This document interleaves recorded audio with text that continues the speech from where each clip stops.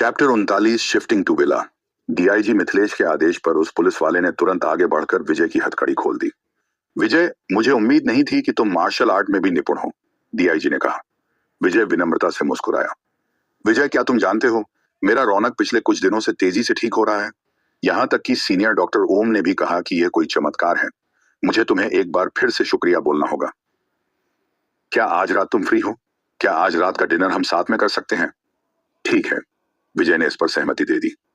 फिर यह तय रहा, तेज और प्रभास, तुम दोनों भी साथ में आ रहे हो। हम रॉयल हॉरिजन होटल में डिनर करेंगे। Royal horizon hotel? ठीक है, फिर डिनर पार्टी मेरी तरफ से होगी, प्रभास ने कहा। अरे, कोई जरूरत नहीं है, विजय के लिए मेरी तरफ से यह एक छोटी सी डिनर पार्टी है।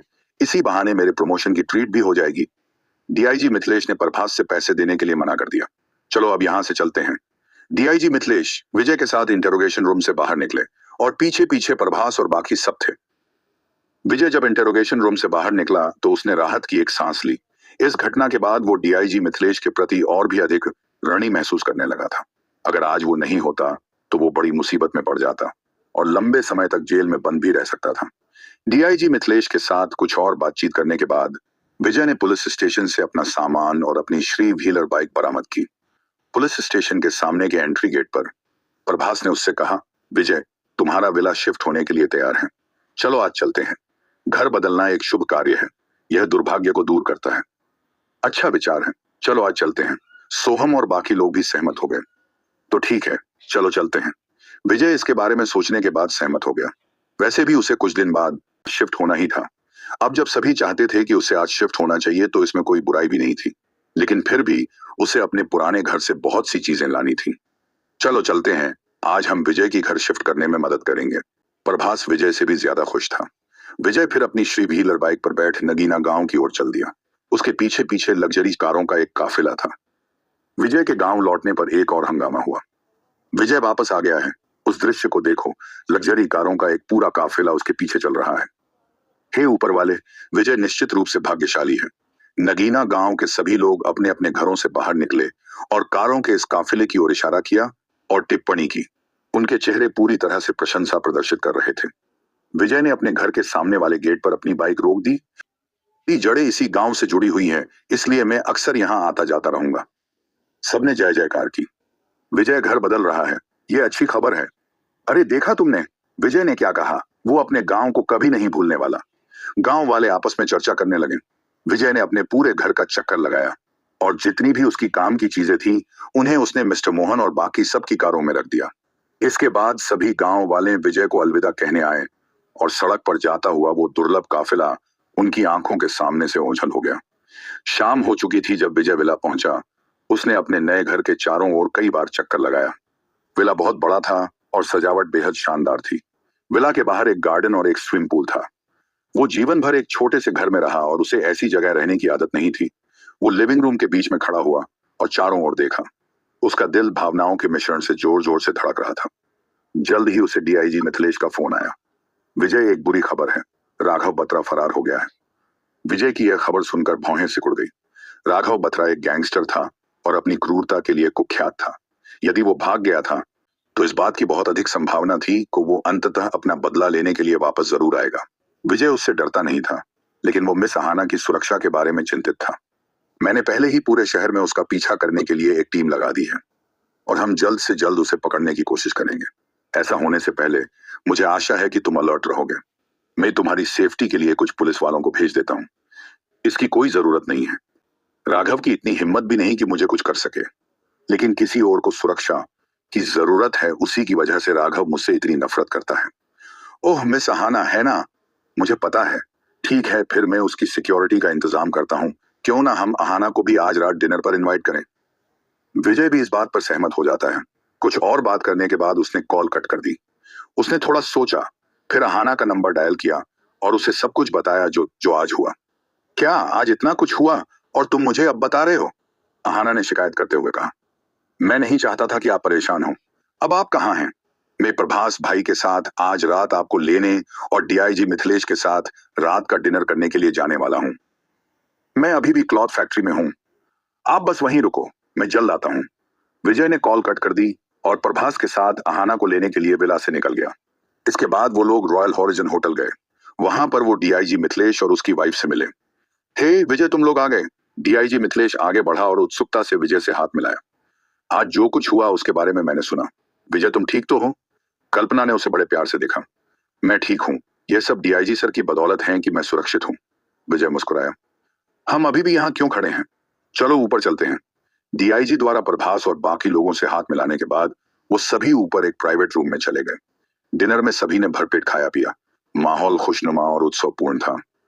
इस बीच आहाना ने कल्पना को ब्यूटी क्रीम देते हुए उसके बारे में बताया। आहाना, क्या तुम कह रही हो कि यह ब्यूटी क्रीम इतनी चमत्कारी है? कल्पना ने अपने हाथ में ब्यूटी क्रीम का छोटा डिब्बा देखा। एग्जैक्टली, यह विजय द्वारा हैंडमेड बनाई गई है। आहाना ने समझाया। यह स्किन को वाइट और मॉइस्चराइज कर सकती है और इसका असर अद्भुत है। कल्पना के दिमाग से सारा संदेह मिट गया जब उसे पता चला कि यह विजय द्वारा हाथ से बनाई गई थी। अगर विजय ने इसे खुद बनाया है तो कोई प्रॉब्लम नहीं है। उसने प्यार से सुंदरता बढ़ाने वाली ब्यूटी क्रीम का डिब्बा अपनी हथेली में रखा। फिर जैसे कि उसे अभी कुछ याद आया हो, उसने विजय से कहा, हे विजय, तुम्हारी यह ब्यूटी क्रीम मार्केट में धमाका कर देगी। क्या तुमने कभी इसकी फैक्ट्री स्थापित करने के बारे में सोचा है? जब उसने सवाल किया तो सभी चुप हो गए। सोहम मुस्कुराया। सिस कल्पना, ना, विजय के पास इतना ही नहीं है। वो अपने खुद के वजन घटाने वाली औषधि, कामोद्दीपक औषधि, बाल विकास औषधि और सभी प्रकार के अन्य सामान भी बनाता है। वो सभी चमत्कारी हैं। ओह, क्या वो सभी इतने अद्भुत हैं? डीआईजी मिथिलेश परेशान हो गए। क्या ऐसा नहीं है? आइए बात करते हैं वजन घटाने वाली औषधि के बारे में। उसकी केवल एक बोतल पीने से आप एक दिन में उसका प्रभाव देख सकते हैं। यहाँ तक एक दिन में आपका 10 किलो से अधिक वजन तक कम हो सकता है। हमारे शरीर को देखो, अब हम कितने पतले हैं। तुम्हें याद है कि हम भालू की तरह मोटे हुआ करते थे, है ना? प्रभास ने कहा। ऐसे ही कामोद्दीपक औषधि भी, वो तो सुपर प्रभावी है, मोहन ने उत्सुकता से बताया। डीआईजी मिथिलेश रोमांचित हो गया। क्या सच में ऐसा है? फिर तो यह एक अच्छी बिजनेस अपॉर्चुनिटी है। हम इसका बड़े लेवल पर बिजनेस कर सकते हैं, जो पूरे नूह नहीं पूरे हरियाणा स्टेट में तहलका मचा देंगे। डीआईजी का चेहरा चमक रहा था, जैसे कि वो जिले में लाए जाने वाले उज्जवल भविष्य को देख सकता था। क्योंकि जितनी बड़ी कंपनी होगी, लोगों को उतना ही ज्यादा रोजगार का अवसर मिलेगा। विजय, क्या तुमने इसके बारे में सोचा है? अगर तुम ऐसा करने का फैसला करते हो तो मेरा फुल सपोर्ट रहेगा। कागजी कार्रवाई में कोई प्रॉब्लम नहीं होगी, डीआईजी ने पूछा। डिनर टेबल के आसपास बैठा हर कोई विजय की ओर उम्मीद से देख रहा था। विजय चिंतनशील लग रहा था। उसने पहले भी बिजनेस करने के बारे में सोचा था, लेकिन लार्ज स्केल पर औषधि बनाने के लिए औषधीय जड़ी बूटियों की आपूर्ति और औषधि के उत्पादन दोनों में समस्याएं थीं। सबसे बड़ी समस्या यह थी कि कच्चे माल की आपूर्ति बड़े पैमाने पर उत्पादन की मांगों को पूरा नहीं कर सकती। दूसरा, संसाधित होने से पहले हर एक जड़ी बूटी में ऊर्जा डालने की आवश्यकता थी, ताकि उसकी शक्ति को पूरी तरह से बढ़ाया जा सके। विजय के अलावा कोई और यह नहीं कर सकता था। यदि इस स्टेप को छोड़ दिया जाता, उत्पादित औषधि के इतने अद्भुत प्रभाव नहीं होते। हाल ही में उसने ताबीज बनाने की कला में प्रवेश किया था। अब उसकी शक्तियां पहले से ज्यादा बढ़ चुकी थीं, तो उनके पास उत्पादन की समस्या का समाधान हो सकता है। लेकिन फिर भी जड़ी बूटियों की आपूर्ति की समस्या बची थी।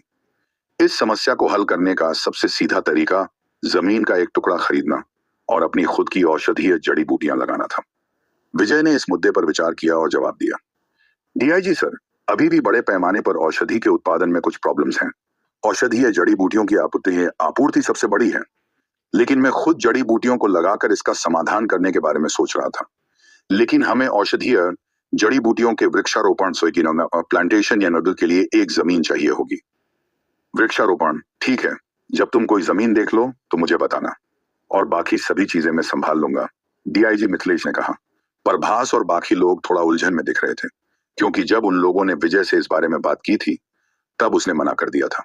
लेकिन इस बार उसने वृक्षारोपण की बात की। चाहे कुछ भी हो, उनके लिए तो यह एक अच्छी बिजनेस अपॉर्चुनिटी थी। विजय, क्या तुमने इस बारे में कुछ सोचा है कि जड़ी बूटियों के वृक्षारोपण के लिए गार्डन किस जगह लगाना है? प्रभास ने पूछा। नहीं, गार्डन के लिए एक सही स्थान और अन्य लोगों को अलविदा कहने के बाद ढूंढना बहुत जरूरी है। जब मुझे सही जगह मिल जाएगी तो मैं आप सभी को बता दूंगा। कोई बात नहीं, अगर तुम्हें किसी भी मदद की जरूरत पड़े तो बिना झिझके बस मुझे कॉल कर देना, प्रभास ने कहा। डिनर कुछ घंटों तक चला। डीआईजी मिथिलेश विजय आहाना के साथ पार्किंग की ओर चला गया। विजय, क्या मैं आज रात तुम्हारे घर रह सकती हूँ? आहाना ने अचानक पूछा। आखिर आहाना विजय के साथ उसके पर क्यों जाना चाहती थी? क्या विजय को जड़ी बूटियों के गार्डन के लिए कोई सही जगह मिलेगी? आखिर क्या होने वाला है इस कहानी का अगला पड़ाव जानने के लिए बने रहें हमारी कहानी सुपर बिजनेसमैन के साथ सिर्फ और सिर्फ अब्दुल रहीम एक्सप्लेनर यूट्यूब चैनल पर। Chapter 40 bed share with Ahana. Ahana की बात सुन विजय हैरान रह गया। उसे याद आया कि राघव फरार हो गया था और अहाना के लिए घर पर अकेला रहना सुरक्षित नहीं था। ठीक है, अहाना ने अपना मुंह ढका और हल्के से मुस्कुरा दी। इसका मतलब है कि मैं तुम्हारा नया घर भी देख सकती हूँ। ओह, लेकिन मुझे पहले अपने घर से कुछ चीजें पैक करनी है। विजय अपनी बाइक पर बैठ अहाना के साथ डीएलएफ लेजर पार्क पहुंच गया। जल्द ही विजय को कुछ एहसास हुआ। कुछ चीजों से उसका क्या मतलब था। कुछ देर बाद उसने देखा कि अहाना अपने साथ कपड़ों के कुछ बड़े बड़े बैग साथ लाई थी। यह देख उसका जबड़ा लटक गया। विजय के लिए तो यह कुछ ऐसा था जैसे वो अपना घर बदल रही थी। मिस अहाना, आप? मैं क्या? मुझे यह सब चाहिए। मैं सिर्फ एक दिन के लिए नहीं जा रही हूँ। जब तक राघव नहीं पकड़ा जाता मैं यहाँ सुरक्षित नहीं हूँ। मैं तुम्हारे घर पर ही सुरक्षित रह सकती। अहाना मुस्कुराई। उस धुंधली मुस्कान के पीछे कुछ छिपा हुआ था। विजय दंग रह गया। वो कांप उठा। क्या इसका मतलब यह है कि मैं अगले कुछ दिनों तक अहाना के साथ रहूंगा? उसकी आंखें उसके कामुक शरीर और पतले पैरों पर बह रही थीं। वो अपने भीतर कुछ गर्माहट महसूस कर सकता था। ब्लूबेल फुटहिल विजय विला के एक कमरे में फर्श पर पैर मोड़कर बैठा था। उसके चारों ओर औषधीय जड़ी बूटियों का ढेर पड़ा था। उसने जड़ी बूटियों का एक डंठल उठाया और उसे अपनी हथेली में रखा। उसकी हथेली जल्द ही सूरज की रोशनी की तरह एक गर्म पीली चमक से ढक गई थी। 1 या 2 मिनट तक जड़ी बूटी को अपनी हथेली में रखने के बाद उसने उन जड़ी बूटी को कुछ अन्य जड़ी बूटियों के साथ मिलाकर एक कटोरे में रखा और उन्हें मूसल से कूटने लगा। जल्द ही कटोरे में औषधीय तरल दिखने लगा था। उसने उस तरल को एक बोतल में डाला और उसे चाय के साथ पतला कर दिया। परिणाम एक कामोद्दीपक औषधि था। उसने बोतल को उसकी पैकेजिंग में रखा और एक तरफ रख दिया। थोड़ा आराम करने के बाद उसने अगली बोतल बनाने के लिए दोबारा से उसी प्रोसेस को चालू कर दिया। गड़ गड़ गड़गड़ाहटा। उसने खिड़की के बाहर से गड़गड़ाहट सुनी। रात के आसमान में बिजली चमक रही थी, जिससे आसपास के वातावरण में थोड़ी रोशनी हो रही थी। विजय ने अपना सिर उठाया और देखा कि बाहर आंधी चल रही थी। तभी उसने कमरे के बाहर से शांत पैरों की आवाज सुनी। कमरे का दरवाजा खुला और अंदर अहाना ने कदम रखा। उसने लेसी नाइटवेयर पहना हुआ था जो उसके उभरे हुए वक्कों को उजागर कर रहा था। उसके काले बाल कंधों पर बिखरे हुए थे। विजय ने जब उसे देखा तो उसकी आंखें संकुचित हो गईं। मिस अहाना। आपा। विजय थोड़ा घबरा गया था। मुझे डर लग रहा है। क्या मैं आज रात तुम्हारे कमरे में सो सकती हूँ? उसकी आवाज थोड़ी अजीब लग रही थी। विजय ने देखा कि उसका चेहरा सामान्य से अधिक पीला था और वो असामान्य रूप से नाजुक लग रही थी। ओह, उसने जवाब दिया। उसके दिल में वो आमतौर पर मजबूत निर्णायक अहाना से इस तरह के कमजोर पक्ष की उम्मीद नहीं कर रहा था। वो और भी अधिक लाल हो गया जब उसने उसके शरीर पर आंखें टिकाईं। अहाना ने दरवाजा बंद कर दिया और बेड के पास आकर बिस्तर पर बैठ गई और पूरे फर्श पर औषधीय जड़ी बूटियों को बिखरा देख उसने विजय से पूछा, तुम अभी तक सोए नहीं? नहीं, मैं कुछ और बोतलें बनाने के बाद सो जाऊंगा। विजय ने अपना सिर नीचे किया हुआ था। अहाना ने देखा कि विजय अजीब बर्ताव कर रहा है तो वो मुस्कुरा दी। विजय, अब ये मत कहना कि तुम भी डरते हो। डरता हूं? मुझे किस बात का डर होना था ये? विजय ने झिझकते हुए पूछा। वो उसकी तरफ मुड़ा और उसका आकर्षक चेहरा देखा। विजय का दिल जोर जोर से धड़कने लगा और उसने जल्दी से अपनी आंखें हटा ली। तुमने तो कहा कि तुम डरते नहीं हो। अहाना फूट फूट कर हंस पड़ी। उसने देखा कि विजय बौखलाते हुए और भी प्यारा लग रहा था। बेड पर आओ विजय, तुम बाकी का काम कल जारी रख सकते हो। वो विजय के कान के पास आकर फुसफुसाई। विजय पूरी तरह से विचलित था। अब उसका दिल औषधि बनाने में नहीं लग रहा था। उसने जगह को थोड़ा साफ किया, फिर कहा, आप बेड पर सो जाओ, मैं जमीन पर सो जाऊंगा। नहीं, तुम वहां नहीं सो सकते। एक काम करो, तुम यहां सो जाओ। अहाना ने अपनी उंगली से बिस्तर के बीच में एक काल्पनिक रेखा खींची। बेड किंग साइज था तो वो दोनों उस पर आसानी से अलग अलग हिस्से में सो सकते थे। विजय कुछ देर के लिए हिचकिचाया और फिर मान गया। उसने लाइट ऑफ की और बेड पर आकर एक साइड लेट गया। कड़ कड़ गड़गड़ाहट। बाहर बिजली गड़गड़ाने की आवाजें तेज हो गईं। विजय ने अपना सिर घुमाया और अहाना को देखा। उसका चेहरा अभी भी पीला पड़ा हुआ था। वो डरी हुई थी और कांप रही थी। डरो मत मिस अहाना, यही हूं, विजय फुसफुसाया। उसने जवाब दिया। अचानक उसने अपने शरीर को विजय की ओर मोड़ा। कंबल के नीचे विजय अहाना की स्किन की ठंडक को महसूस कर सकता था क्योंकि उसने उसका हाथ कसकर पकड़ लिया था। अंधेरे में उनकी आंखें मिली और उसके हाथ ही विजय के हाथों पर कसते ही जा रहे थे। उसकी आंखों में कुछ जल रहा था। अचानक उसने अपने शरीर को फिर से पलटा और विजय से चिपक गई। उसकी कोमल आर्म्स विजय के चारों ओर लिपटी और उसे कसकर गले लगा लिया। विजय का शरीर कठोर हो गया। उसकी आंखें चौड़कर फैल गईं और वो नहीं जानता था कि क्या करना है। हिलो मत, आराम से सो जाओ, उसने आंखें बंद करते हुए फुसफुसाया। वो देख सकता था कि उसका छोटा सा चेहरा भी गुस्से में लाल हो रहा था और उसका पूरा शरीर तंग था। विजय ने उस आकर्षक चेहरे को देखा जो उससे केवल 1 इंच दूर था। उसका हृदय कांप रहा था। वो लगभग 18 साल का था, अति सक्रिय हार्मोन की आयु। वो इसे और बर्दाश्त नहीं कर पा रहा था। उसके दिमाग में नैतिकता का युद्ध छिड़ गया। लंबे समय तक संघर्ष करने के बाद वो आखिरकार उस बेतुके विचार को सामने लाने में कामयाब रहा। उसने सोचा कि यह अभी समय नहीं है और भविष्य में और भी चांस मिलेंगे। वो धीरे धीरे शांत हो गया और जल्द ही उसकी बाहों में सो गया। अगली सुबह जब अहाना की आंखें खुली तो उसने देखा कि उसका शरीर लगभग विजय के ऊपर था। उसके उभरे हुए वर्क विजय की चेस्ट से चिपके हुए थे। तुरंत उसका चेहरा लाल हो गया। विजय की ओर देखते हुए उसकी लाल फीनिक्स आंखें चमकने लगी थी। फिर वो जल्दबाजी में बिस्तर से बाहर निकली और भाग गई जैसे कि किसी चीज से भाग रही हो। ब्रेकफास्ट करने के बाद वो वापस अपनी क्लॉथ फैक्ट्री चली गई। इस बीच विजय ने आध्यात्मिक तरल की एक बोतल पी। उसे अवशोषित करने के बाद उसने कपड़े बदले और अपनी छोटी भी व्हीलर बाइक पर सवार होकर विला से बाहर निकल गया। आज के लिए उसने सोचा था कि वो औषधीय जड़ी बूटियों का गार्डन स्थापित करने के लिए उपयुक्त स्थान देखने के लिए नूह जिले के अलग अलग हिस्सों में जाएगा। ऊर्जा का प्रबल प्रवाह वाला स्थान आदर्श स्थान होगा। वो स्थान पहाड़ों की गहराई में पाए जा सकते हैं। नगीना गांव शहर के बहुत पास था और ऊर्जा की प्रवाह वहां स्थित पहाड़ों में कमजोर थी। वो एक अच्छी जगह नहीं थी। इसके बाद वो ब्लूबेल फुटहिल से अपनी बाइक पर बैठ निकल गया। सड़क के एक तरफ एक पर्वत श्रृंखला थी। विजय बीच बीच में दूर से पहाड़ों का निरीक्षण करने के लिए रुकता तो कभी कभी वो सड़क से नीचे उतरकर पहाड़ों के करीब जाकर निरीक्षण करता। ऐसे ही पहाड़ों को देखते देखते कब दोपहर हो गई पता ही नहीं चला। दोपहर के समय जब वो सड़क पर आगे बढ़ रहा था तो उसने एक साइन बोर्ड देखा जिस पर लिखा था पापड़ा गांव। विजय इस गांव का नाम देखकर हैरान रह गया। वो पापड़ा गांव से परिचित था। उसकी माँ इसी गांव से थी और वो हर साल कुछ बार अपने नाना नानी से मिलने गांव आता था। अब मैं यहाँ हूं तो मुझे नाना नानी से मिलने जाना चाहिए। मुझे उम्मीद है कि वो अभी भी स्वस्थ होंगे। यह सोचकर विजय ने अपनी बाइक पापड़ा गांव जाने वाली सड़क पर मोड़ दी। पापड़ा गांव एक बड़े पहाड़ के बीच में स्थित था। वहां तक पहुंचने के लिए कुछ पहाड़ों को पार करना पड़ता था। सड़कें रोज ऊबड़ खाबड़ और जर्जर थीं। वहां तक जाने में बड़ी कठिनाई होती थी। इस वजह से पापड़ा गांव बहुत पिछड़ा हुआ था। एक लंबी ऊबड़ खाबड़ सड़क के बाद विजय अंततः पहाड़ी मिट्टी की सड़कों को पार करते हुए एक सपाट सड़क पर पहुंच गया। कुछ ही देर में एक गांव नजर आया। यह पापड़ा गांव था। विजय की 3 व्हीलर बाइक गांव की कीचड़ भरी सड़कों को पार करते हुए आराम आराम से चल रही थी। हरे भरे पहाड़ों और साफ पानी के सुकून भरे दृश्यों ने उसका स्वागत किया। दूर पहाड़ के किनारे छोटे छोटे होवावेली लकड़ी द्वारा बनाई गई एक झोपड़ी जो चारों ओर से बंद होती है बने हुए थे। उनकी मिट्टी से बनी चिमनियों से धुआं निकल रहा था। एक नदी पर बने पुल को पार करने के बाद वो पापड़ा भी गांव पहुंच गया था। नदी के बगल में कुछ महिलाएं कपड़े धो रही थीं। उन्होंने विजय को ऊपर से नीचे तक देखा जैसे उसकी जांच कर रही हो। पापड़ा गांव एक छोटी सी बस्ती थी और वहां बहुत कम लोग रहते थे। हर कोई एक दूसरे को जानता था और इसलिए जब भी कोई अजनबी आता तो वो उसे उत्सुकता से देखते थे। अरे, यह किसका बच्चा है? महिलाओं का समूह आपस में बात कर रहा था। अचानक एक महिला खड़ी हुई और आश्चर्य में चिल्लाई, ओह, क्या तुम विजय हो? विजय? क्या वो कामिनी का बेटा नहीं है? विजय की मां का नाम कामिनी था। विजय रुका और मुड़कर देखने लगा। मामी। उसने उस महिला का अभिवादन किया। वो उसके मामा की पत्नी लक्ष्मी थी। ओह, तुम सच में विजय हो?